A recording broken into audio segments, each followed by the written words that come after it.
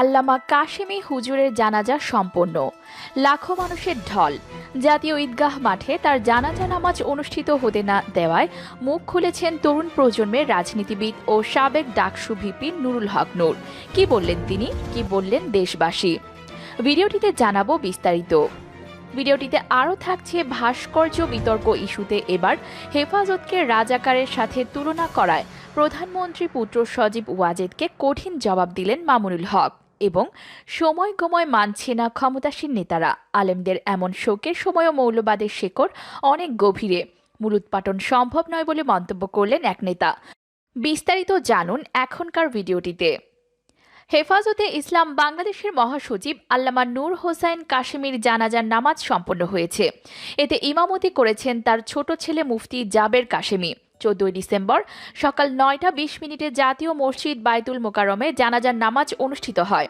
এতে দেশের শীর্ষস্থানীয় আলেমরা ও রাজনীতিবিদরা অংশ নেন। আশুলিয়া বেড়িবাঁধ সংলগ্ন ধৌর গ্রামে অবস্থিত সুবহানিয়া মাদ্রাসায় তাকে দাফন করা হয়। জানাজা উপলক্ষে বায়তুল মোকাররম এলাকায় বিপুল সংখ্যক আইন শৃঙ্খলা রক্ষাকারী বাহিনীর সদস্য মোতায়েন করা হয়। রাস্তায় মাইক লাগানো হয়। হেফাজতে ইসলাম বাংলাদেশের মহাসচিব আল্লামা নূর হোসেন কাশেমির জানাজায় অংশ নিতে মানুষের ঢল নেমেছে। ভোরে লোকে লোকারণ্য হয়ে গেছে বায়তুল মোকাররম এলাকা। ফজরের নামাজে অংশ নিয়েছেন বিপুল সংখ্যক মুসল্লি। তারা দেশের বিভিন্ন প্রান্ত থেকে এসেছেন। জানাজার আগে বায়তুল মোকাররমের আশেপাশের রাস্তাগুলো বন্ধ করে দেওয়া হয়। ধারণা করা হচ্ছে স্মরণকালে বৃহৎ জানাজা অনুষ্ঠিত হয়েছে। জানাজার আগে সংক্ষিপ্ত বয়ান করেছেন আল্লামা কাশেমির হাতে গড়া প্রতিষ্ঠান জামিয়া বাড়িধারার ভারপ্রাপ্ত মুহতামিম মাওলানা নাজমুল হাসান, নিজ দল জমিয়তে উলামায়ে ইসলামের ভারপ্রাপ্ত সভাপতি আল্লামা জিয়াউদ্দিন, হেফাজতের পক্ষ থেকে আমিরে হেফাজত আল্লামা জুনায়েদ বাবুনগরী, কওমি শিক্ষা বোর্ড বেফাক ও আল হাই আর পক্ষ থেকে ভারপ্রাপ্ত সভাপতি আল্লামা মাহমুদুল হাসান ও পরিবারের পক্ষ থেকে আল্লামা কাশেমির ছোট ভাই মাওলানা আব্দুল কুদ্দুস। তারা স্মৃতিচারণ করে আল্লামা কাশেমির কর্মবহুল জীবনের নানা দিক নিয়ে কথা বলেন। গত 1 ডিসেম্বর শ্বাসকষ্ট হওয়ায় বর্ষিয়ান এ আলেমকে রাজধানীর ইউনাইটেড হাসপাতালে ভর্তি করা হয়। বৃহস্পতিবার রাতে হঠাৎ শারীরিক অবস্থার অবনতি হলে তাকে আইসিইউতে স্থানান্তর করা হয়। রোববার দুপুর 1টার দিকে রাজধানীর ইউনাইটেড হাসপাতালে চিকিৎসাধীন অবস্থায় তার মৃত্যু হয়। মৃত্যুকালে তিনি স্ত্রী, 2 ছেলে ও 2 মেয়ে সহ বহু আত্মীয় স্বজন, ভক্ত ও ছাত্র রেখে গেছেন। 1945 সালের 10 জানুয়ারি কুমিল্লা জেলার মনোহরগঞ্জ থানার চড্ডা নামক গ্রামে তিনি জন্মগ্রহণ করেন। কাশেমি সাহেবের জানাজা জাতীয় ঈদগাহে অনুষ্ঠিত হবার কথা থাকলেও প্রশাসনের বাধায় তা হয়নি। এ নিয়ে আরও 5 জনের মতো মুখ খুলেছেন সাবেক ডাকসু ভিপি নূর। তিনি বলেন, মানুষের ঢল নামবে, তাই দেশের ধর্মপ্রাণ মানুষের কাছে জনপ্রিয় একজন বর্ষিয়ান আলেমের জানাজার অনুমতি ঈদগাহে মাঠে দেয়নি। এরা কতটুকু জালেম আর ইসলাম বিদেশী। সাধারণ মানুষের মধ্যে একজন বলেন, হে আল্লাহ, তোমার কাছে বিচার দিলাম যে বাংলাদেশের বিশিষ্ট ইসলামী চিন্তাবিদ একজন আলেম, একজন বুজুর্গ, তাকে জানাজা ঈদ পর্যন্ত ঈদগাহে দেওয়া হলো না। হে আল্লাহ, তোমার কাছে আরশ করি যে বাংলাদেশের সমস্ত নাস্তিক কাফের বেঈমানের জন্য জানাজা ঠকানো হয়েছে, যে সমস্ত নাস্তিকদের আল্লাহ তুমি হেদায়েত দাও না, না হয় তাদেরকে তুমি ধ্বংস করে দাও। বাংলাদেশের মুসলমানদেরকে এবং আলেম ওলামাদের আল্লাহ তুমি হেফাজত করো, আমিন। আরেকজন বলেছেন, জাতীয় জীবনে কখনো এমন সময় আসে যখন মুমিন ও কাফেরের সীমারেখায় স্পষ্টভাবে ফুটে ওঠে, খুলে যায় মুশরিকদের মুখোশ। দেশের মানুষ ভাগ হয়ে যায় 2টি শিবিরে, একটি শিবির মুমিনদের, আরেকটি শিবির মুশরিকদের।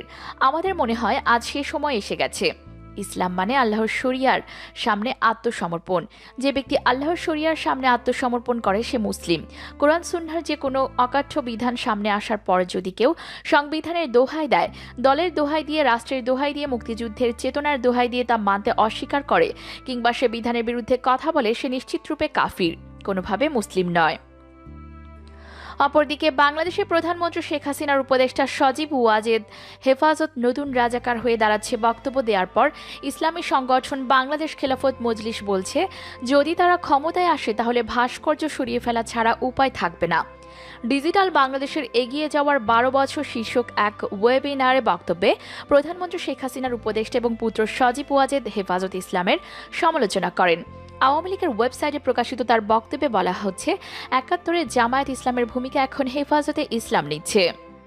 বাংলাদেশ খেলাফত মজলিসের মহাসচিব মামুনুল হক একই সাথে হেফাজতে ইসলামের যুগ্ম মহাসচিব এই বক্তব্যের প্রতিবাদ করে বলেছেন, ভাস্কর্য বিরোধিতার সাথে রাজাকার হওয়ার কোনো সম্পর্ক নেই। মামুনুল হক বলেছেন, ভাস্কর্য বিষয়ের সাথে রাজাকারের কোনো সম্পর্ক আছে বলে আমরা মনে করি না। কোরআন সুন্নাহ আলোকে ভাস্কর্য বা মূর্তি বা যে কোনো প্রাণীর দেহ বিশিষ্ট অবয়ব সেটা ইসলাম গ্রহণ করে না। এটা রাজাকারের সঙ্গে কোনো সম্পর্ক না। তিনি বলেন, এটা রাজাকার বা স্বাধীনতার চেতনার বিষয়ের সাথে সম্পর্কিত আদৌ না। বাংলাদেশের ঢাকার ধোলাইপাড়ে শেখ মুজিবুর রহমানের একটি ভাস্কর্য স্থাপন নিয়ে ইসলামপন্থী দলগুলোর কট্টর অবস্থানের কারণে ক্ষমতাসীন আওয়ামী লীগের সাথে ধর্মভিত্তিক দলগুলোর টানাপোড়েন শুরু হয়।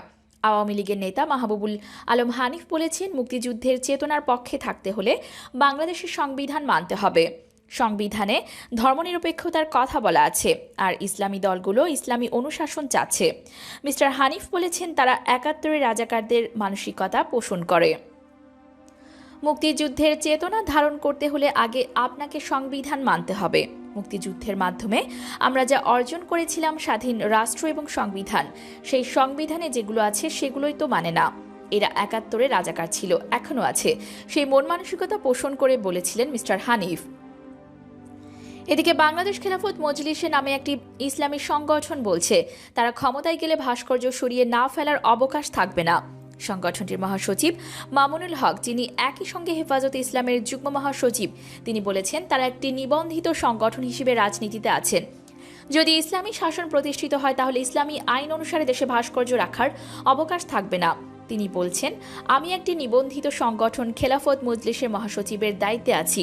আমরা তো রাজনীতি করছি এবং আমাদের অনেকগুলো ইসলামী সংগঠন বাংলাদেশের নির্বাচন কমিশন থেকে নিবন্ধিত হয়ে রাজনীতি করছে। আমাদের সকলের লক্ষ্য, উদ্দেশ্য এবং ঘোষণা হলো আমরা দেশে রাষ্ট্রীয় পর্যায়ে ইসলামকে বাস্তবায়ন করতে চাই। আমাদের সেই প্রচেষ্টা সফল হলে, ইসলামী হুকুম মতো বাস্তবায়িত হলে ভাস্কর্য সরিয়ে না ফেলার কোনো অবকাশ থাকবে না, বলছিলেন মামুনুল হক। এদিকে বাংলাদেশ ওয়ার্কার্স পার্টি এক বিবৃতিতে বলছে, ধর্মভিত্তিক দলগুলো ভাস্কর্য বিরোধিতাকে কোনো ধর্মীয় নয় বরং পরিপূর্ণ রাজনৈতিক ইস্যু হিসেবে বেছে নিয়েছে। অন্যদিকে বঙ্গবন্ধু হত্যাকাণ্ডের পর প্রায় ৩০ বছর মৌলবাদীদের পৃষ্ঠপোষকতা করে রাষ্ট্রযন্ত্র পরিচালিত হয়েছে উল্লেখ করে মুক্তিযুদ্ধ মন্ত্রী আকম মোজাম্মেল হক বলেছেন, মৌলবাদের শেকড় অনেক গভীরে, এদের মূল উৎপাটন করা সম্ভব নয়। ১৪ ডিসেম্বর সকালে মিরপুরের শহীদ বুদ্ধিজীবী স্মৃতিসৌধে শ্রদ্ধা নিবেদন শেষে তিনি সাংবাদিকদের একথা বলেন। শহীদ বুদ্ধিজীবী দিবস উপলক্ষে এদিন সকালে মুক্তিযুদ্ধ বিষয়ক মন্ত্রণালয়ের পক্ষ থেকে ১৯৭১ সালে শহীদ হওয়া বুদ্ধিজীবীদের শ্রদ্ধা জানানো হয়। মুক্তিযুদ্ধমন্ত্রী বলেন, পাকিস্তান শাসনামলে প্রায় ৩০ বছর ধর্মের নামে রাষ্ট্র পরিচালিত হয়েছে। ১৯৭৫ সালে ১৫ই আগস্টে বঙ্গবন্ধুর হত্যাকাণ্ডের পর জিয়াউর রহমান, এরশাদ ও খালেদা জিয়া পর্যায়ক্রমে ৩০ বছর মৌলবাদীদের পৃষ্ঠপোষকতা করে রাষ্ট্রযন্ত্র পরিচালনা করেছে। মৌলবাদীদের শেকড় অনেক গভীরে, তাই এক কথায় এদের মূল উৎপাটন করা সম্ভব নয়। প্রিয় দর্শক, কাশিমি হুজুরের মৃত্যুতে আমাদের মুসলিমদের যে ক্ষতি হয়ে গেল, তা কোনোভাবে পূরণ করা কি আদৌ সম্ভব? তার মতো একজন মুরব্বীকে হারিয়ে আপনি কতটা ব্যথিত? কমেন্ট করে অবশ্যই জানিয়ে দিন আপনার মনের অবস্থা। মতামত জানিয়ে দিন অন্যান্য বিষয়গুলো নিয়েও। আর ভিডিওটিতে অবশ্যই একটি লাইক দিন ও অসংখ্য শেয়ার করুন। অনলাইনে শত গুজবের ভিড়ে বস্তুনিষ্ঠ ও তথ্য নির্ভর সকল খবরাখবর সবার আগে পেতে আমাদের চ্যানেলটি সাবস্ক্রাইব করে আমাদের সঙ্গেই থাকুন। ধন্যবাদ এতক্ষণ সংবাদটি শোনার জন্য।